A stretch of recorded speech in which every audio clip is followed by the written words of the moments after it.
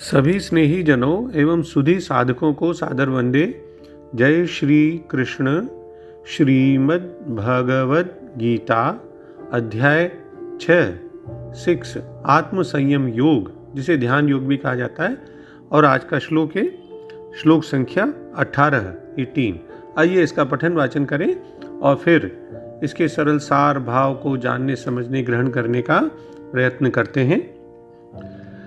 यदा विनियतं चित्तमात्मन्येवावतिष्ठते निःस्पृहः सर्वकामेभ्यो युक्त इत्युच्यते तदा। इसका सरल शाब्दिक अर्थ इस प्रकार है।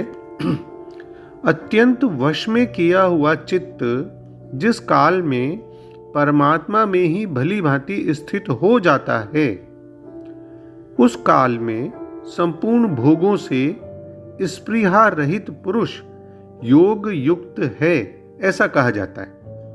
यानी when the mind which is thoroughly disciplined gets riveted on God alone, then the person who is free from yearning for all enjoyments is said to be established in yoga।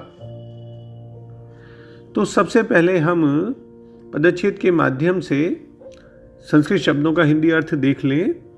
इस श्लोक में ध्यान योग के जो अंतिम स्थिति है उसको अगर प्राप्त कर लेते हैं तो उनका फल क्या है और उसके पुरुष के क्या लक्षण है, इनका जिक्र इसमें आया है। विनियतम यानी अत्यंत वश में किया हुआ, चित्तम चित्त, यदा जिस काल में, आत्मनि परमात्मा में, एव ही अवतिष्ठते भली भांति स्थित हो जाता है, तदा उस काल में, सर्व कामेभ्यः संपूर्ण भोगों से, निःस्पृहः स्पृहा रहित पुरुष, युक्तः योग युक्त है, इति ऐसा उच्यते कहा जाता है। यानी श्लोक में यह बताया गया है कि साधक पुरुष कब युक्त हो जाता है, समाधिस्थ हो जाता है।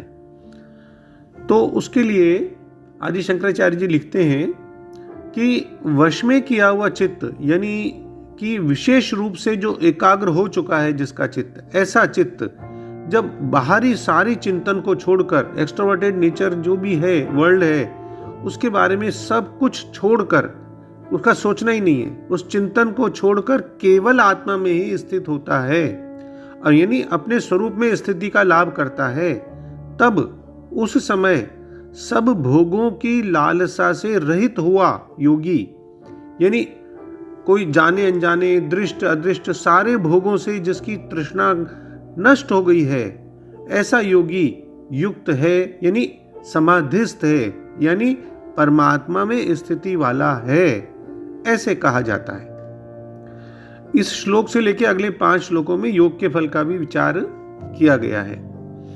वैसे तो भगवान ने इस गीता में कई जगह इस युक्त शब्द का प्रयोग किया है और युक्त बनने पर बहुत जोर भी दिया है, लेकिन स्पष्ट रूप से कोई इसकी डेफिनेशन के रूप में बात नहीं कही है। लेकिन इस श्लोक में युक्त शब्द की बड़ी अच्छी डेफिनेशन देखने को मिलती है, और वो क्या है? पूर्णतया संयमित किया हुआ मन आत्मा में ही स्थित होता है, यह युक्त होना है। यानी the mind which is thoroughly disciplined gets riveted on God alone. तो इस कथन पर अगर हम गहराई से विचार करेंगे तो सच्चाई हमें अपना आप ही बिल्कुल क्लियर हो जाएगी। देखिए, अगर मन डिस्टर्ब है, किसी का कंट्रोल में नहीं है, असंयमित है, तो वो एक्सटर्नल वर्ल्ड के अंदर ही हम घुमाएगा आपको, वहीं के आकर्षणों में फंसा रहेगा, वहीं सुख की खोज करेगा। तो ये जो एक्सट्रोवर्टेड नेचर है मन की, उसको रोकने का सबसे बढ़िया उपाय क्या है कि उसको वहां से मोड़कर और चैतन्य स्वरूप आत्मा की तरफ उसको लगा दें। तो जब ध्यान की स्थिति आत्मा की तरफ आएगी तो स्वाभाविक ही, नेचुरली विषयों से जो है विमुख हुआ मन आत्मस्वरूप में फिर स्थिर होकर ही रहेगा। और इसकी पुष्टि दूसरी पंक्ति में भगवान करते हैं ना, कि जिसमें लिखा है कि मन के स्थिरीकरण का उपाय, ये दूसरी पंक्ति में बताया। और वो क्या है? सब कामनाओं से निस्पृहता। अब एक बात स्वामी चिन्मयानंद जी लिखते हैं कि कामना यानी इच्छा और स्पृहा, इसमें क्या अंतर है, उसको वो स्पष्ट करते हैं कि इनमें बहुत बड़ा अंतर है। इच्छा तो किसी की चीज की अगर होगी, जैसे हम कहें कि भाई जीवन निर्वाह के लिए मुझे धन चाहिए, तो ये इच्छा कहाँ अनुचित है? अगर हम ये इच्छा करेंगे कि हमें भगवान से एकाकार होना है, साधना के मार्ग का चयन करना है, किसी पे चलना है, तो ये इच्छा कहाँ गलत है? अगर कोई पढ़ाई नहीं करना चाहेगा, पास ही नहीं होना चाहेगा, तो उसकी इच्छा पढ़ाई करने की भी नहीं होगी। तो ये हमें अपने आप में किसी प्रकार का दुख कहाँ पहुंचा रही है? लेकिन अगर ये इच्छा पूर्ति के प्रति हमारी आसक्ति अत्यंत बढ़ जाए, लालसा बहुत बढ़ जाए, उसके प्रति कोई लोभ हमारे मन में बहुत ज्यादा बढ़ जाए, तो वो जो अत्यधिक लालसा होती है वही तो स्पृहा है, और वही वास्तव में जीवन में कष्टों का कारण है। जैसे धन की बात करी, तो अब धन अगर केवल जीवनोपार्जन के लिए, परिवार के पालन पोषण के लिए कमाना है, तो वो कहाँ बुरा है? एक लक्ष्य निर्धारित करें और उसको जो है हासिल करें। लेकिन अगर किसी को धन इतना कमाना है कि मैं तो बहुत अमीर हो जाऊं, सबसे अमीर हो जाऊं, और धनी धन पे उसकी जो है निगाह रहती है और सब कुछ चीज़ें वो छोड़ देता है, इतना आसक्त हो जाता है, इतना उन्मादी हो जाता है, तो उसका आचार विचार सब कुछ बदलने लगेगा। तब वो उचित के साथ साथ बहुत सारे हो सकता है कि अनुचित तरीके भी धन कमाने के लिए अपनाए। तो गीता हमें विषयों की स्पृहा त्यागने का उपदेश यहाँ देती है।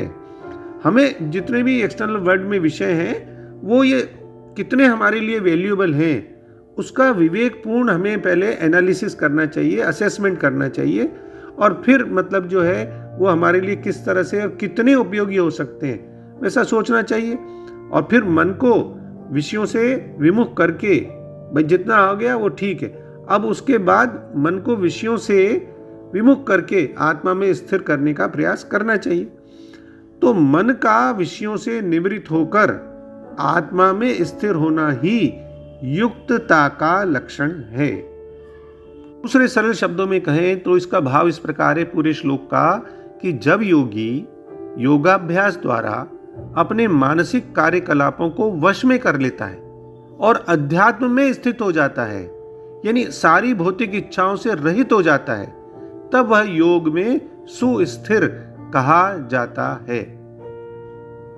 इस संदर्भ में स्वामी शील प्रभुपाद जी श्रीमद् भागवत का एक वर्णन करते हैं, घटना का, मतलब एक वृतांत का, 9.4.18 to 20 जो वर्सेज हैं उनमें, स वै मनः कृष्ण पदारविंद, जिसका वो एक लंबा पद है, जिसका हिंदी में इस प्रकार है अर्थ कि राजा अम्बरीश ने सबसे पहले अपने मन को भगवान के चरण कमलों में स्थिर कर दिया, मन को।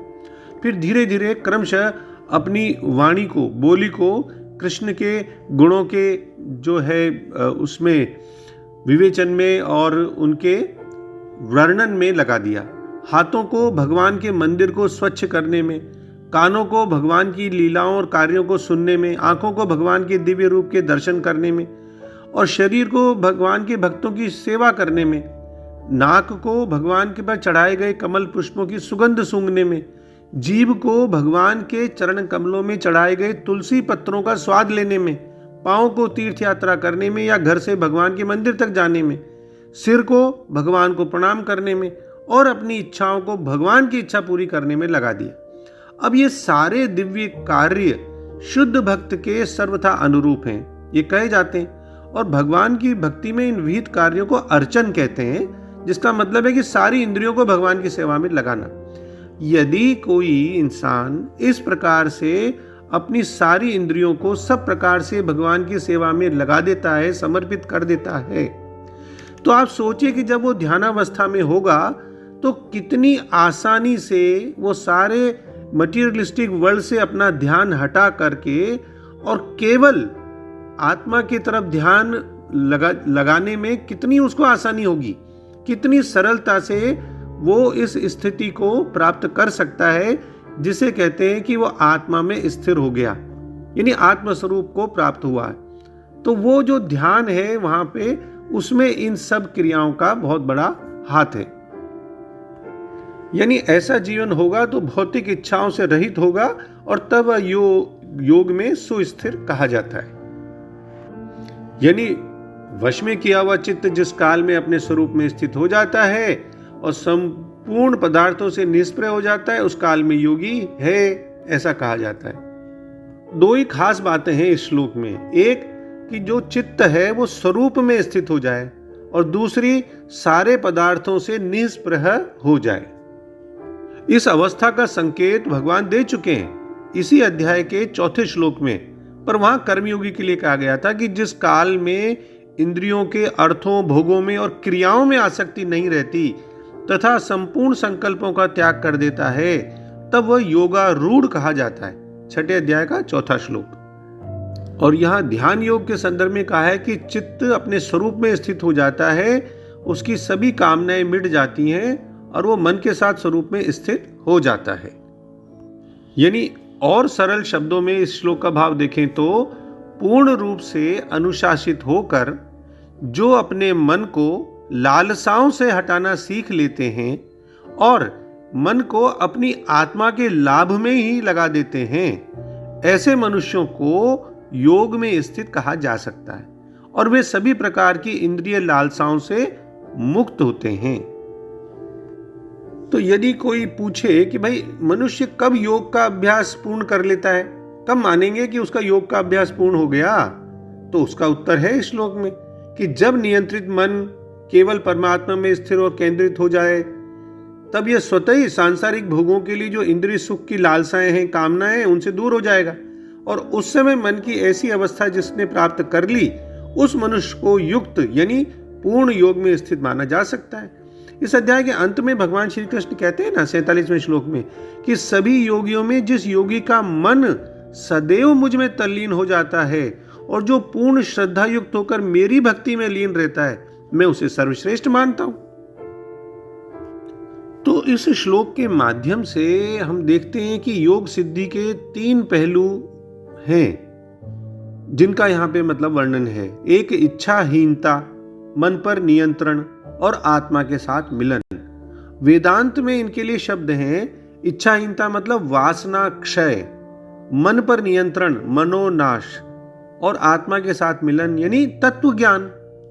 और सब एक दूसरे का परिणाम है। सभी जैसे इच्छाओं के निवारण से मन का अस्तित्व समाप्त होता है तो आत्मज्ञान की प्राप्ति होगी। जब आत्मज्ञान का उदय हो गया तो भौतिक सुखों के प्रति उसकी सारी प्रवृत्तियां सब नष्ट होने लगती हैं।